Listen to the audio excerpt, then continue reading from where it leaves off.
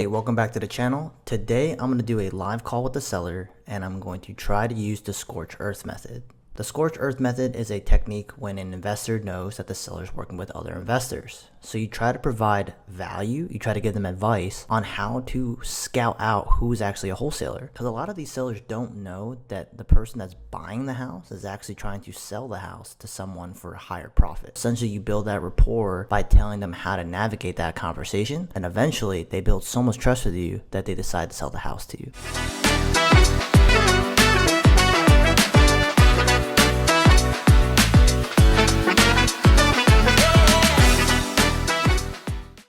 Is you just want to make sure that they're serious buyers. So basically, like I said, the earnest money deposit. So if they're going to offer you $160,000 cash, they should have $5,000 to $10,000 earnest money.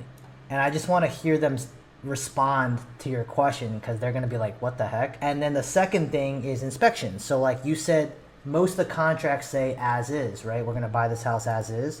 So why is there a 15-day inspection period? Shouldn't you want to like just buy it like as is if you're ready to go? And then the last thing is like we kind of touched upon it with the inspection period, but also why are you bringing your contractor before you close? Aren't you buying it as is? So that's just a couple of things that you can kind of ask the elder investor.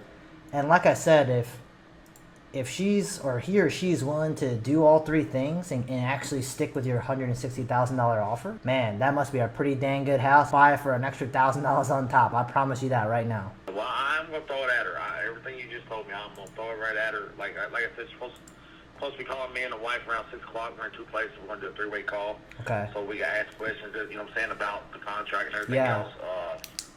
Is there? No, I'm glad that you did ask her name.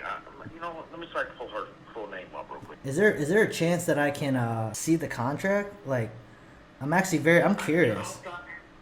Yeah, I mean, no, I definitely will try and pull it up, and I'll send it to you through text. I mean, because I ain't gonna lie, I'm not really good at that stuff. Okay, yeah, no worries. No, I appreciate you calling me back, man. You know, I mean, like I said, cause I had you programmed. I could sworn I talked to one of y'all, and y'all was gonna send an email to my wife showing, you know, about the company and stuff, and I asked her, she's like, did you call I said, ever send you the email? She said, no. I said, well, I'll just call them and see if they're interested or not, you know what I'm saying? If it's too far, it's too far, you know what I'm saying? I've been with my family for 3 years, man, and I'm just wanting to get down there with my family, that's all. Yes, and you came all the way up from Florida, right, to go, like, try to sell the house? Well, I'm still here and there. I go back and forth. I work here still. I'm a heavy equipment operator. Got it. So, you know, I'm still here working, and my boss, now, they work with me pretty good. They let me go come when I want, as long as we're not real busy.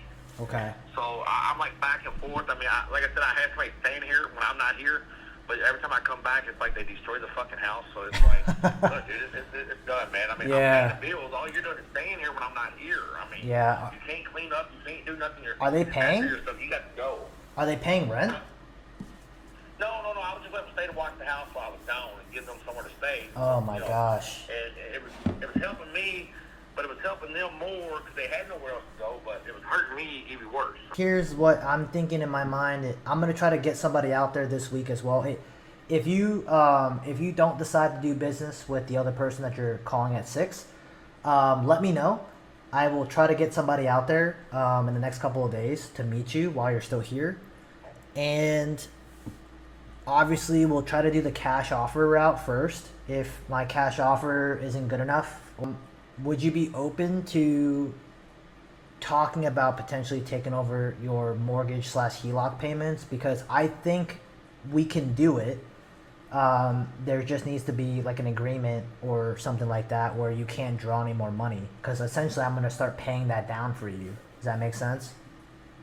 Right, no, I mean, I get that, but I mean, how would that work? Because I mean, I'm asking for more than what the HELOC really is. Yeah. So when you post something on Craigslist, you know, let's say I'm selling my car. So I had a crappy Ford F-150 back in the day, and my wife was just yelling at me, telling me I had to get rid of it. So I listed on Craigslist for $10,000 because that's what Kelly Blue Book told me what it was worth. And obviously, just like you selling a house on Facebook or Zillow on the real estate market, people are never going to give you that $10,000. They're going to offer you $8, $7, $6,000 cash. And I get that. I understand that 100%. Yep. Just because I'm asking the price don't mean I'm gonna get that price. Correct. I mean, I understand that, but I know. I mean, I'm almost 100% sure I can get more than 125,000. Oh, 100%. 100%, right? You're definitely going to get that. I mean, I was going to offer you more than 125, right, for cash because we're not in the business of having you write a check, my friend. That's just crazy. Right. Yeah. No, that's what I'm saying. I mean, my HELOC loan was 125. Okay. Okay, and what I was trying to do, I was trying to get a little extra, but I mean, 'cause I also have a loan. I bought my wife a slingshot, and I bought another motorcycle. I shouldn't have, but I did. Hey, you gotta live, man. You gotta live. That's my point. That's my point. If I want to sell this one here and go ahead and get down there with them in Florida, I can live with the stuff. It's all down there, and I'm stuck here with nothing but a lawnmower. You know what I'm saying? Yeah. So, but I was like, what was it, 16 and 11. So that's I was pushing for 180 originally, but I did drop my price a little bit close where I could just pay off my 2 loans and walk away. You know, just with the house and my 2 loans paid off, okay. And I walked. You know what I'm saying? And that ended up being like right at 160. We can do a potential where we can potentially give you enough money to pay those other loans down. So like, let's say like you owe the 35,000, right? What if we gave you like 35, 40,000? You could pay off those loans, and then we can kind of work something out where we take over your HELOC. Is that something that you'd be willing to talk about? Yeah. I mean, I'm willing to do anything, and I know this sounds desperate, but I mean, No, I get it, bro. I'm really desperate, but I'm just willing to do what I got to do to get to my family.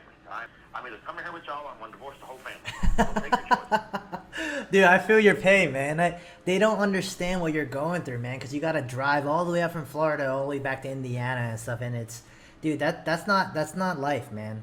You know what I mean? So. No, I mean, I've been doing it for 3 years, driving 13 hours. I get off of work on a Thursday, and I'll take off for the weekend, and I'll drive down 13 hours and get there, and then turn around. I have to drive back 13 hours and just come back to work again. I'm like, I'm done with that. Yeah, no, I don't blame you, sir. Hey, so I'll tell you what. Would love to see the contract so I can kind of help you out there, kind of help you navigate it. And second of all, let me know how the conversation goes with the other seller or with the other investor. And if it doesn't work out, I would love to take a swing at it and see if we can come up with an offer that helps you and me. Yeah, because you told me about them, little things that, I'm going to throw them at her and see where she comes at. If she acts too silly, I'll just tell her I don't want to deal with her. I mean, it's that simple. I mean, I ain't going to, like I told her from get-go, when she came out to the house, she came out herself and looked at the house, took pictures, and did all kinds, sit down the road from us and did all kind of researches and everything else. And that, and I guess the property, I'm saying, it's pretty flat, 5 acres. Okay. It's pretty flat. I got some woods behind the house. Got like a little slant to the back, the back of the property. She was talking about, houses with walkout basements. She was talking about all kinds. I'm like, well, she must know something because she's already researched and already asked these questions. You know what I'm saying? And so yeah. Something. I mean, okay. I can touch base with you. I definitely will call you back. I won't call you till tomorrow because it's getting a little late. Good faith, but now it's called earnest money, so EMD. Earnest money, okay. Yep. So hey, curious to see if you're willing to put up some earnest money, and it's probably gonna be like $100 to $1,000. But remember, if I'm offering cash and I'm not buying your house with a mortgage, and I got 160 bands in my pocket, I should probably be able to spit out $5,000, right? I'll kill him. I swear. I promise you. I'll kill it.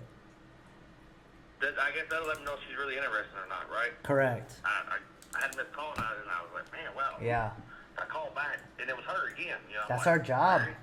That's our job. Yeah, she says, I'm trying to see if y'all backed out for a reason or y'all not wanting to sell now, or cause we kind of put her on the back burner for, because I had a few things going on down there and I didn't have really time to sit and talk to her on the phone. I couldn't do that on the phone anyway. Yeah. So, and I'm like, so now I'm going to ask for the earnest money and so yeah, no, I got her now, so I'm glad you did tell me. Yeah, no problem. I mean, Listen, at the end of the day, right? I'm glad you called me back because at the end of the day, man, I talk to a lot of sellers like they do. I'm not pushy at all. I'll tell you the facts. I'll tell you how it is. And if you like me, let's do business. If you don't like me, hey, best of luck to you, and I hope you Well, get the I mean, price you that's like. me.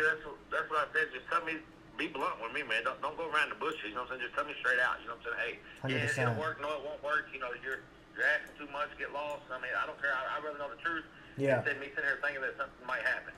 Second option for me, if all that doesn't work, I can definitely work something out where maybe I bring in enough money to pay off your other loan, and then I take over your property's HELOC, and we can kind of talk about that like tomorrow or something. Yeah, no. Let me. Like I said, I'll see what she has to say about the earnest money and all that. And if she acts too silly, I'll just push her on out of the picture, man. I mean, like I said, I just wanted. I'm trying to get 2 loans paid off, and you know the money I owe in the house, and then just walk. I mean, that's all I want. Yeah.